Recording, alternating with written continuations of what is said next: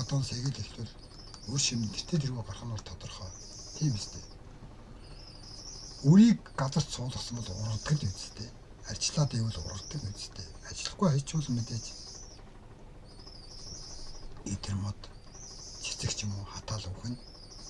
Тийм учраас чи зогсолтгүй тууштай л байх ёстой. Модыг ургуулахад тууштай арчилгаа хэрэгтэй байх. Мэдээж мод чулуу тарьд хүмүүс мэдгэл байх л та. Мэдээж тууштай арчилгаа гэж хэл тэр ургац цэцгэлэн шүү дээ.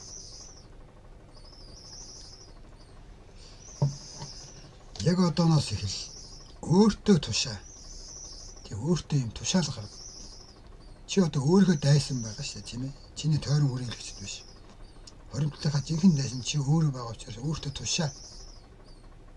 Ямар ч найрыгүйгээр.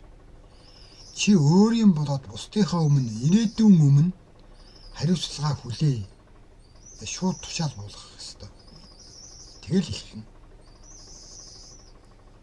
Өөрийнхөө муу зуршилтаа